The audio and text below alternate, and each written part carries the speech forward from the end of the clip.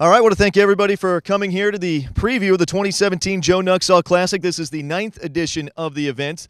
Started back in 2009 as a way to honor the old left-hander, 17-year major leaguer and longtime Cincinnati Reds broadcaster Joe Nuxhall. It trades back and forth between Cincinnati and Miami. Cincinnati hosts here in odd-number seasons, Miami in even-number years. And as we mentioned, this will be the 9th edition of the event. Every year, it is Cincinnati, Miami, Wright State, and Xavier taking part, as it's a great opportunity to showcase the great college baseball here in Southwest Ohio. Through the years so far, Wright State leads in Joe Nuxhall Classic titles, as the Raiders have won 4 times. Cincinnati has won 3, and Xavier has won 1 title. We're going to now hear from our head coaches from each of the respected teams. Xavier's Scott Guggens, Miami's Danny Hayden, Cincinnati's Ty Neal, and Wright State's Jeff Mercer. We'll start with Xavier's Scott Guggens previewing tomorrow afternoon's matchup between Xavier and Cincinnati. Coach, obviously this is an event that means a lot to a lot of people here in Cincinnati. Joe Nuxhall, a fixture in this community for so long, both as a major leaguer and as a broadcaster. I know a lot of people here in Cincinnati can recall times listening to the old left-hander on the radio and his impact on the community. What does it mean as a local school to be a part of this event, and for you specifically with Xavier to be the first annual winner of it?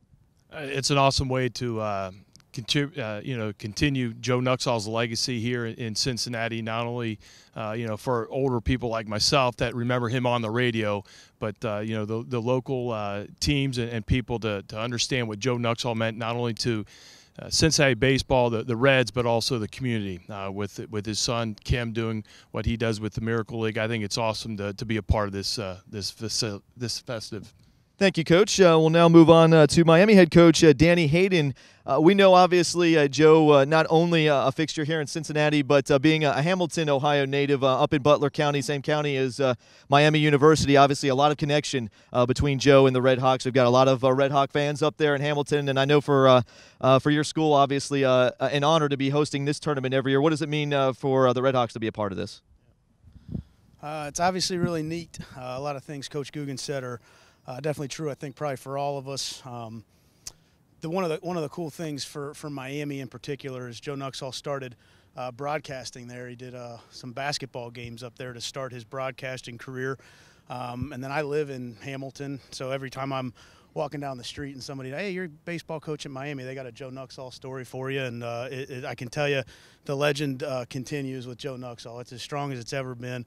And I think the most important thing to honor his life is certainly what his son's doing right now with the Miracle League, and how neat I think everything that they do up there is, and how excited I am to be continuing to be involved with that part of it, and then obviously getting to come out here and play baseball against some good teams and good competition is as good a way as any to honor Joe Nuxhall. So excited about it. There's always certainly a lot of excitement around this event. Now we'll talk with Cincinnati head coach Ty Neal.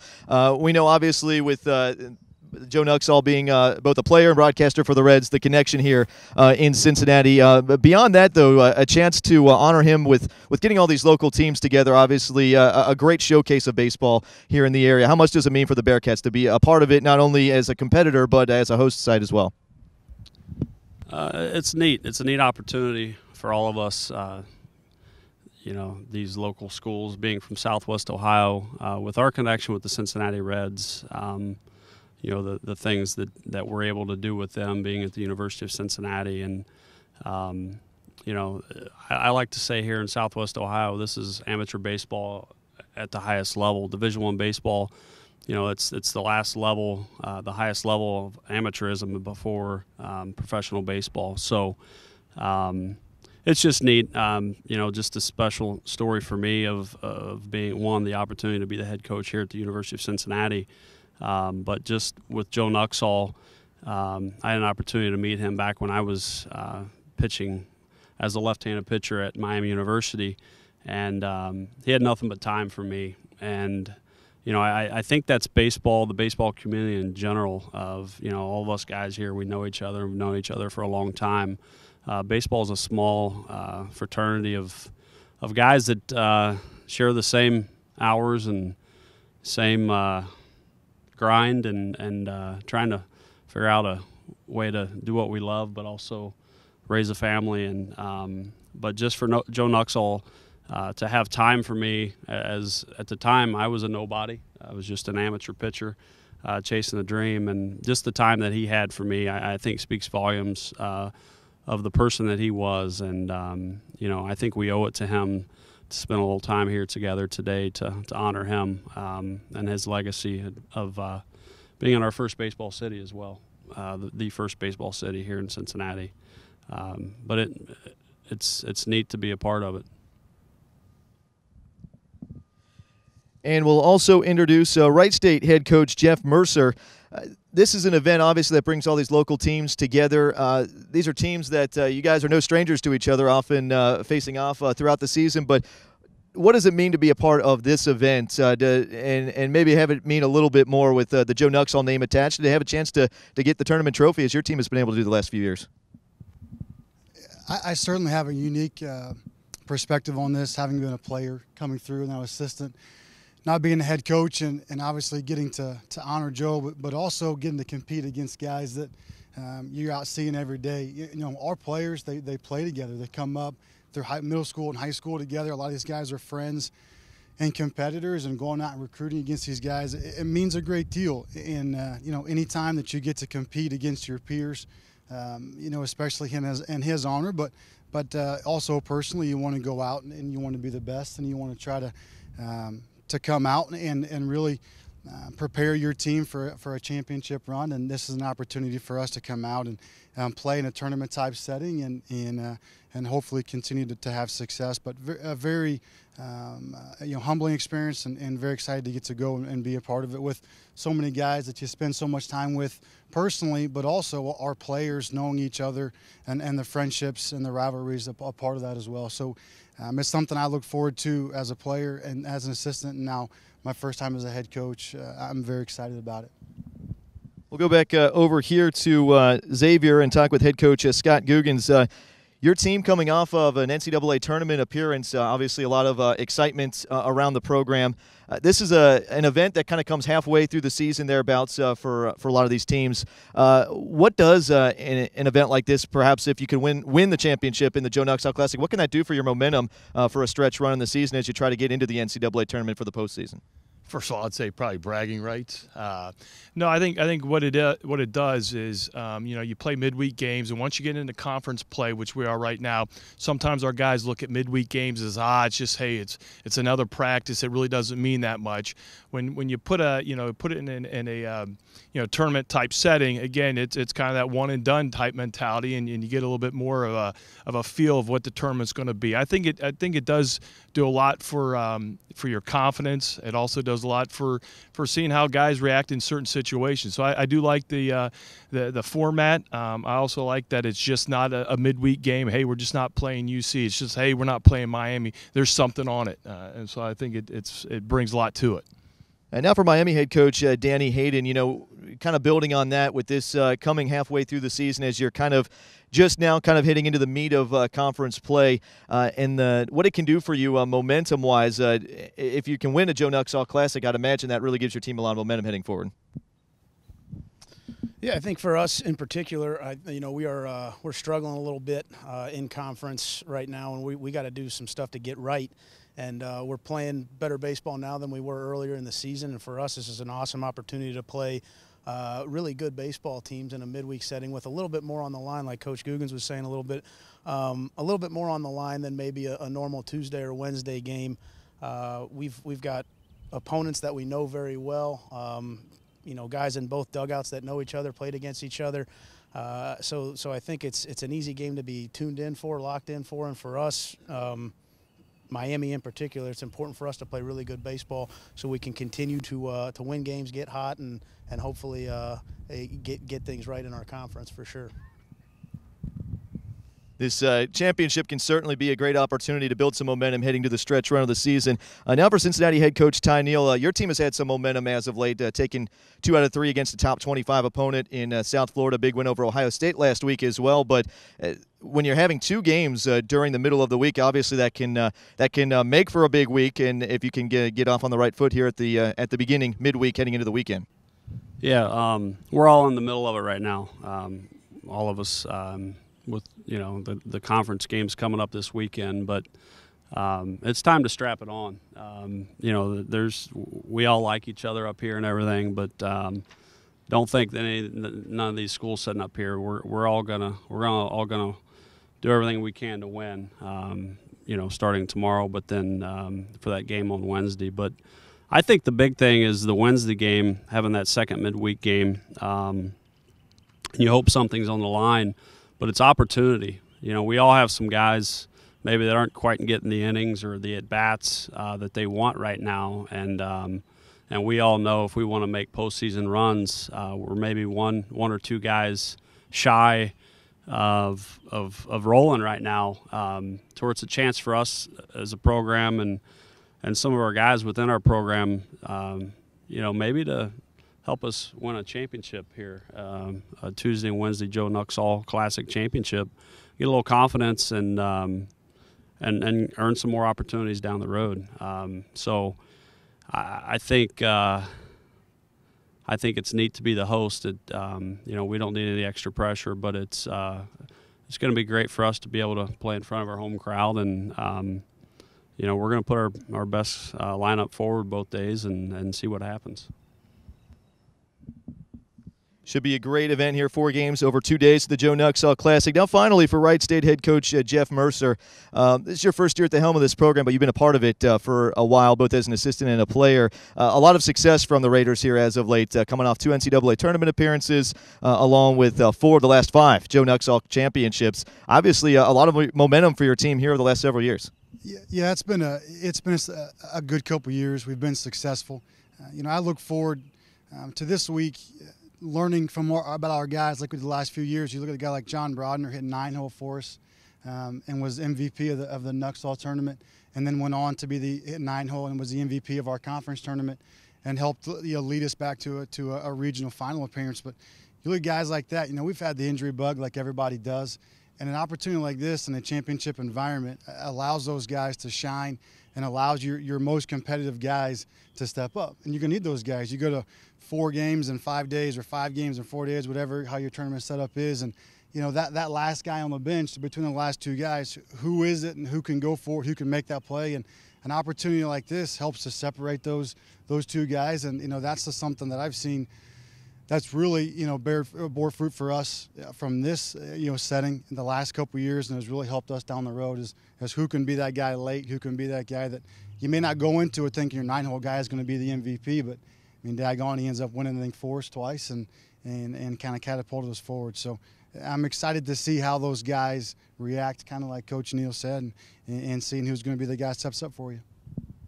It actually was at the Rosie Reds every year give to all the local colleges, and it was my senior year at Miami University. I was the representative for Miami that came down, and they used to do it differently. Now they just do it at pregame at a Reds game. Before, they would do it just like this. It would be at a luncheon. You would join the Rosie Reds luncheon and have an opportunity to sit at a table with Joe Nuxhall. And we didn't talk about anything real important other than he had time for me. And I think that's what we all do. We all kind of sit around and as baseball guys and talk about the weather and family and hey, did you see that play last night? That type of stuff. But no, just appreciative of his time and what he's done for baseball, and even what he at the time was doing with the Rosie Reds. I met Joe my freshman year at Miami as a player. We were on our spring trip, and he came to a game. Coach Googans was on that staff, but he came to I think actually it was a practice, and after practice he sat down with our team in the dugout. And he talked to us it was probably about 15 minutes. He sat there and talked with us. And I'd say that was the thing I took away from it the most is I grew up in Cincinnati listening to Marty and Joe on the radio. He was like a god to me, and that he was sitting in the dugout with us on this back field at a spring training facility talking with us. It was really neat that he had that time for us. That was a neat experience, definitely for me to get to listen to. For a lot of our guys in the dugout, It probably wasn't the same if they didn't grow up in Cincinnati and grow up a Reds fan and all of that. But I was that kid, and for me, I felt very much like a little kid listening to him on the radio, except for I could reach out and touch him, and that was a pretty neat experience for me for sure. That was about the same. I was at that. I think the same thing. You know, again, I remember sitting listening to him in the dugout, and you know, again, when you idolize, that guy and Marty, and then all of a sudden you meet him, and then you see how humble he is, and how nice and down to earth he was, and the way, some of the stories he talked about, and you're just like, wow, he's like us. But you don't think that way. You put him on a pedestal, but he was just a genuine person, and like Ty was saying, the time, just being there was awesome. I think the coolest thing about Joe is how he'd get in story mode for a half inning. And then Marty'd kind of bring him back in every once in a while, where you could be listening on the radio, and if you tuned in at the wrong time, you might not know a baseball game was on, because Joe would be telling this awesome story that you were just as interested in as what Barry Larkin was doing in his third at bat. So I think those were cool, neat things. But I loved the old left-hander. Like all the things that were Reds radio were neat, and I was the kid who would have it on the TV, but I'd have the radio on, so I didn't listen to the TV guys, and I'd listen to Marty and Joe, and getting in the car and listening to Marty and Joe on the radio was about as good as it got for me. And it was better than watching the game, was listening to those guys tell you about it. Men's basketball now, everything is about TV's got to set it up, or it's got to be a 2-for-1, or we won't go play there. But you know what I mean? It's just so hard to schedule these games anymore. Like UC basketball doesn't play Miami, they don't play Dayton. They did play Wright State a few years ago. How do you guys feel about that local scheduling? Is that one reason why this is a good thing? Well, there's really good baseball here in Southwest Ohio, and it's our goal to play as competitive a schedule as we can, and we can do that close to home. And I think the other thing that keeps it going is, I don't know what it's going to look like tomorrow once the game starts, but we all know each other. We all have a history and a past together, and I'm a Miami University grad, so why would we do have control of our non-conference scheduling, but it's very important for me to play Miami University. I'm, and not to mention the friendship with Danny, but Coach Googans and I go way back, and how dare I walk in and say, oh no, we're not going to play Xavier anymore. I mean, that's we're pretty simple human beings when it comes down to it, and we all want the same thing. We all want the relationships, but we're all also able to play a very competitive schedule by playing each other. Anybody else? You got anything? I like this guy too. I just don't know him as well yet. Considering this is a game that's promoting amateur baseball in the area, what would you say is the state of amateur baseball in Southwest Ohio, and how does this game kind of promote that? Or these games, or this tournament, I should say.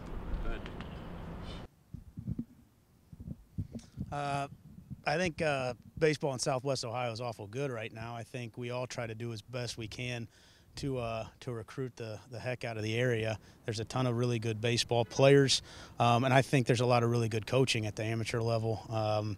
That makes our job a lot easier when we get some of these guys on campus. What I'd like to have happen more is for it just be the four of us picking at these guys in Southwest Ohio, and not all these other schools coming in, because I think it's not a secret that Southwest Ohio's got a lot of really good, talented baseball players, and it's tough sometimes to keep them in the region. Some of them guys have a little better success than others, but there's definitely no shortage of ability and players around the area. I think the biggest thing for me, and obviously the amateur baseball in Cincinnati is top notch.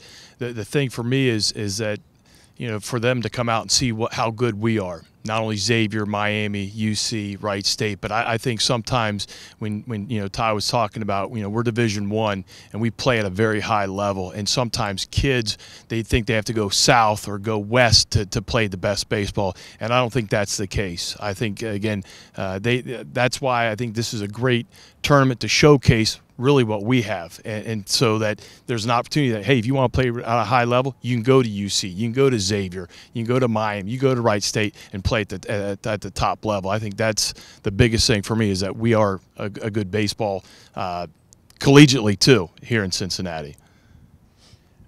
I think the best thing about baseball in this region, having been fortunate enough to kind of get around and play some different areas and be an assistant at a lot of different places, is the kid here is a different kind of kid too.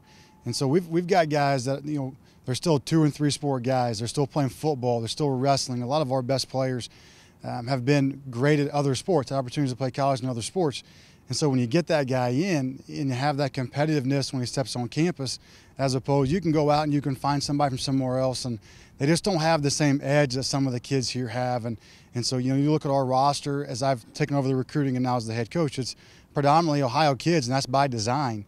By design, because they're adept at being able to compete and being able to come in and help us immediately and help elevate our program to another level. And so when you look at the state of amateur baseball in this region, I think it's very good for a multitude of reasons, but I think a big part of it is that they're still playing other sports, they're competitive, they have that Midwest blue-collar mentality to them, and that, helps them to be successful in college baseball. But it's just good people. It helps them be successful in whatever it is they want to do, the ability to work. They know how to work.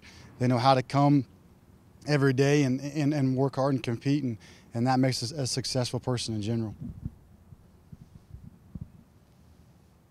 Oh, just real quick. I looked. I think it was a month ago. I spoke at a luncheon, and on our current 35-man roster, we have 9 guys between Cincinnati and Dayton, which is the schools here. We've got 19 total of the 35 from the state of Ohio, and Jeff mentioned earlier just a lot of our guys knowing each other from high school. You're going to see a lot of Southwest Ohio young men playing over the next 2 days here. And Coach Guggens mentioned one thing, we sit back as college coaches, and, there's a lot of people that want to play college baseball. They want to tell everyone, that, hey, I can play here, I can play there, he should play here. We recommend you go out and see us. You go out and watch a practice. You go out and watch these 4 games that are getting ready to happen, and it's a really good brand of baseball, and just the schedules that we all play. We play a very competitive schedule, not just us, but these schools. We all play a very competitive schedule, and that's what we keep. In the recruiting, I want to go play in the South. I want to go play. We do that. We do that here, and we win. And so, I don't know. It's we could talk about that. That's a whole other conversation. But this is really good baseball. There's going to be really good baseball here the next couple of days, and we recommend people come out and see it. Anybody else have anything? All right, the Joe Nuxhall Classic starts tomorrow, 3 p.m., the first game between Miami and Wright State, and then Cincinnati and Xavier will follow that at approximately 6:30 p.m. Day number 2 coming up on Wednesday. I want to thank everybody for coming out today, and we'll see you tomorrow.